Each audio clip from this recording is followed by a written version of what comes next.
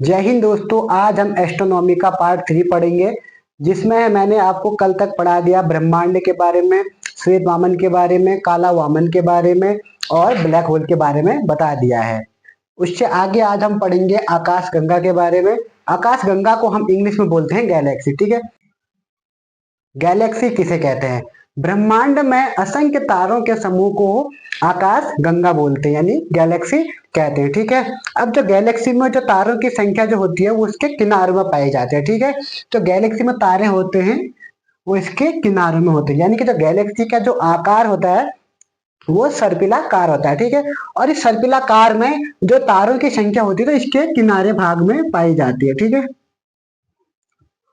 जैसे जैसे तारे की उम्र होने लगती है, यानी कि इसकी एज बढ़ने लगती है, वैसे वैसे तारे इसके मध्य भाग में आने लगते हैं, यानी कि यहां से लेकर इस मध्य भाग में आने लगते हैं। ठीक है, जब ये तारे मध्य भाग में आने लगते हैं तो यहाँ पर इसको बल्ज कहते हैं। क्या बोलते हैं? बल्ज कहते हैं। ठीक है, बल्ज में तारों की संख्या सर्वाधिक होती है। ठीक है, जो इसका निर्माण हुआ था, इसका निर्माण हुआ था 12 बिलियन वर्ष पूर्व।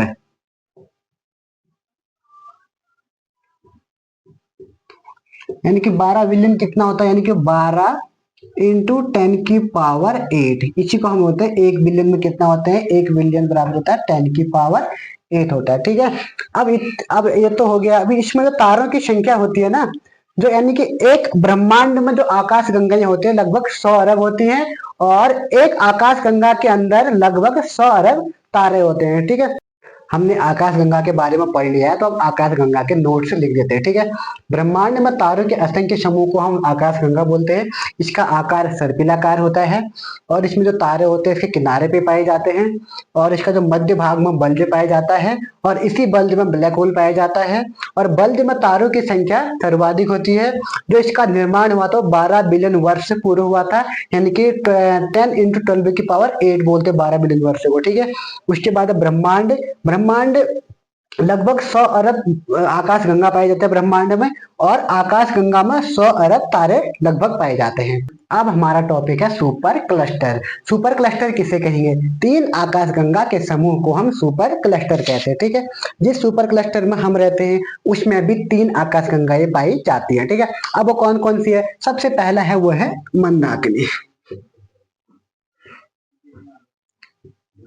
और जो दूसरी है उसको बोलते हैं हम देवयानी,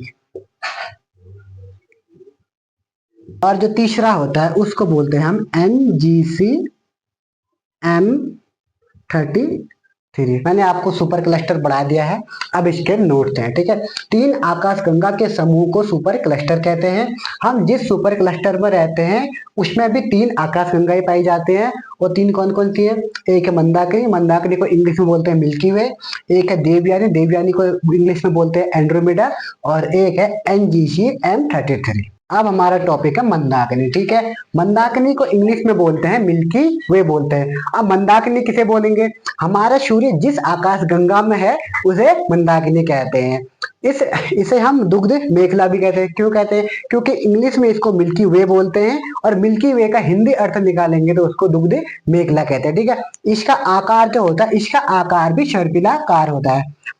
ठीक है, तो इसका आकार होता है वो सर्पिलाकार होता है, और जो इसके सूर्य अपनी मंदाकिनी के जो चक्कर लगाता है वो एंटी क्लॉकवाइज लगाता है, यानी कि इस दिशा में लगाता है, एंटी क्लॉकवाइज लगाता है। एक सूर्य को अपनी मंदाकिनी के एक चक्कर पूरा करने में 25 करोड़ वर्ष लगते हैं। और अभी तक हमने मंदाकिनी के बारे में पढ़ लिया है, तो हम मंदाकिनी के नोट्स लिखेंगे। ठीक है, अब देखो मंदाकिनी को कहते हैं इंग्लिश में मिल्की वे बोलते हैं। ठीक है, हमारा सूर्य जिस आकाश गंगा में है उसे मंदाकिनी कहते हैं। इसे दुग्ध मेखला भी कहते हैं, क्योंकि इसको इंग्लिश में बोलते हैं मिल्की वे। अगर मिल्की वे का हम हिंदी अर्थ करेंगे तो वो इसका मतलब होता है दुग्ध मेखला। इसका जो आकार होता है वो सर्पिलाकार होता है, और सूर्य अपनी मंदाकिनी का जो चक्कर लगाता है वो एंटी क्लॉकवाइज लगाता है। इसकी जो स्पीड होती है 250 किलोमीटर पर सेकंड, यानी कि 1 सेकंड में 250 किलोमीटर की दूरी तय कर लेता है, और जो एक चक्कर 25 करोड़ वर्ष में पूरा करता है। अब हमारा टॉपिक है देवयानी। अब देवयानी किसे कहते हैं? देवयानी हमारी आकाशगंगा मंदाकिनी के सबसे नजदीक जो आकाशगंगा है वो है देवयानी है। ठीक है, यह हमारी सबसे करीबी आकाश गंगा है। उसके बाद है हमारी आकाशगंगा से दूरी, यानी कि हमारी आकाशगंगा मंदाकिनी से इसकी दूरी 2.2 मिलियन वर्ष है। इसको अगर बोलेंगे तो 2.2 इंटू 10⁻6 प्रकाश वर्ष है। दूसरा निकटतम जो हमारे आकाश गंगा है वो है NGC M33। अब हम पढ़ेंगे तारामंडल। तारामंडल को इंग्लिश में बोलते हैं ग्रुप ऑफ स्टार। अब तारामंडल क्या होता है?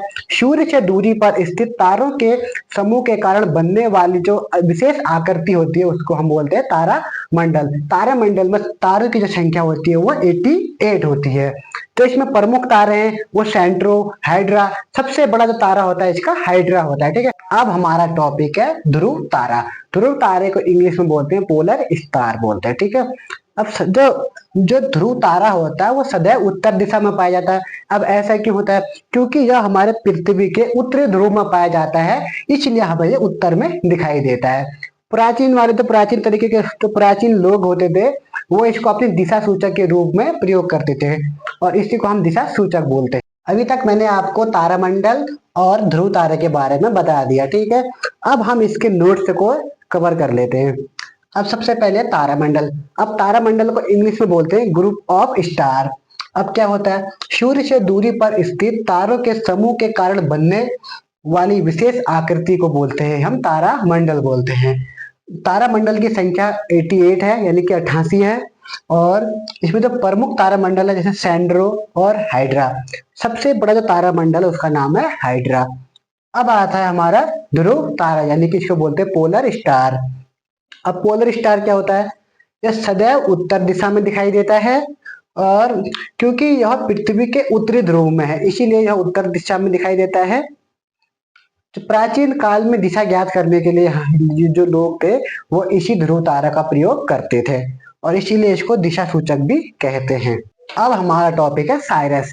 साइरस को इंग्लिश में बोलते हैं डे स्टार। अब डे स्टार क्या होता है? यह सबसे चमकीला तारा है, यानी कि हमारे तारे मंडल का सबसे जो चमकीला तारा है वो है हमारा साइरस। इसे हमें ओरियन के माध्यम से खोजा गया है। अब ओरियन क्या होता है? ओरियन का दूसरा नाम है हेक्टर तारामंडल। अब यह ओरियन क्या होता है?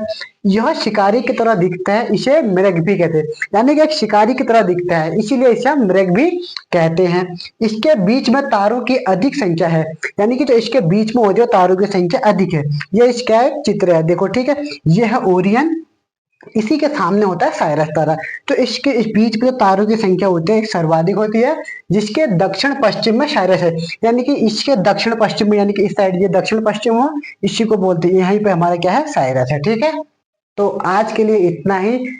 नेक्स्ट वीडियो में हम पढ़ेंगे नक्षत्र और ब्रह्मांड की उत्पत्ति के बारे में।